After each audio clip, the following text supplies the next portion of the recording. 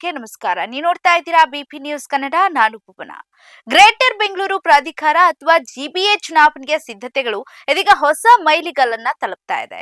ಈ ಬಾರಿ ಚುನಾವಣಾ ಕಣದಲ್ಲಿ ಇವಿಎಂ ಯಂತ್ರಗಳ ಬದಲು ಹಳೆಯ ಕಾಲದ ಬ್ಯಾಲೆಟ್ ಪೇಪರ್ಗಳು ಮರುಜೀವ ಪಡಿತಾ ಇರೋದು ರಾಜಕೀಯ ವಲಯದಲ್ಲೇ ತೀವ್ರ ಕುತೂಹಲ ಮೂಡಿಸಿದೆ.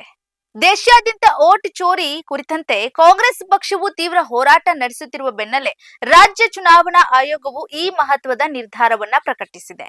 ಹೌದು, ಮೇ 25ರ ನಂತರ ನಡೆಯಲಿರುವಂತಹ ಈ ಐತಿಹಾಸಿಕ ಚುನಾವಣೆಯಲ್ಲಿ ಮತಪತ್ರಗಳನ್ನ ಬಳಸಲು ಆಯೋಗವು ಸಜ್ಜಾಗಿದೆ. ಈ ಬಗ್ಗೆ ಸ್ಪಷ್ಟನೆ ನೀಡಿರುವಂತಹ ಚುನಾವಣೆಯ ಆಯೋಗ ಬ್ಯಾಲೆಟ್ ಪೇಪರ್ ಬಳಕೆಯನ್ನ ಸುಪ್ರೀಂ ಕೋರ್ಟ್ ಎಲ್ಲಿಯೂ ಕೂಡ ನಿಷೇಧ ಮಾಡಿಲ್ಲ. ಒಂದು ಸ್ವತಂತ್ರ ಸಂಸ್ಥೆಯಾಗಿ ಈ ನಿರ್ಧಾರವನ್ನ ತೆಗೆದುಕೊಳ್ಳುವ ಹಕ್ಕು ನಮಗಿದೆ ಅಂತ ಹೇಳಿದೆ.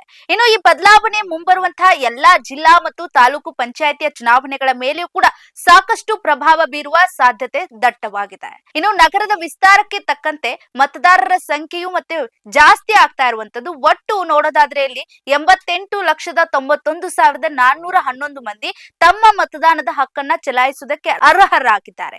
ಇನ್ನು ವಿಶೇಷ ಆಯುಕ್ತ ಆರ್ ರಾಮಚಂದ್ರನ್ ಬಿಡುಗಡೆ ಮಾಡಿದಂತ ಅಂಕಿ ಅಂಶಗಳ ಪ್ರಕಾರ ಬೆಂಗಳೂರಿನ 5 ಪ್ರಮುಖ ವಲಯಗಳಾದಂತಹ ಮಧ್ಯ, ಉತ್ತರ, ದಕ್ಷಿಣ ಮತ್ತು ಪೂರ್ವ ಪಶ್ಚಿಮದಲ್ಲಿ ಒಟ್ಟು 369 ವಾರ್ಡ್ಗಳಿವೆ.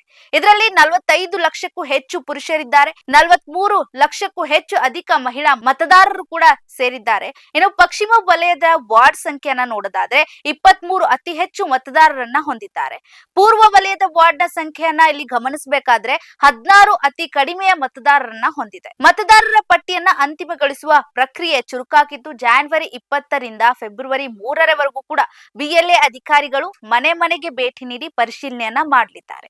ಇನ್ನು ಸಾರ್ವಜನಿಕರಾಗಿರ್ಬೋದು, ಅವರ ಹೆಸರುಗಳನ್ನ ಪರಿಶೀಲಿಸಿ ಜೊತೆಗೆ ಆಕ್ಷೇಪಣೆ ಏನಾದ್ರೂ ಇದೆಯಾ ಅನ್ನುವಂತಹ ವಿಚಾರವಾಗಿ ನೀವು ಸಲ್ಲಿಸಬಹುದು ಅನ್ನೋದಕ್ಕೂ ಕೂಡ ಸದಾ ಅವಕಾಶವನ್ನ ಮಾಡಿಕೊಡ್ತಾ ಇದ್ದಾರೆ.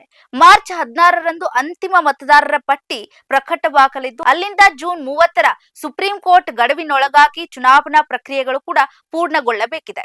ಇದಾಗಿತ್ತು ಈ ಹೊತ್ತಿನ ಸ್ಪೆಷಲ್ ಸ್ಟೋರಿ. ಸಮಗ್ರ ಸುದ್ದಿಗಳಿಗಾಗಿ ಸದಾ ಗಮನಿಸಿ ಬಿಬಿ ನ್ಯೂಸ್ ಕನ್ನಡ. ಇದು ಕನ್ನಡಿಗರ ಪ್ರತಿಧ್ವನಿ.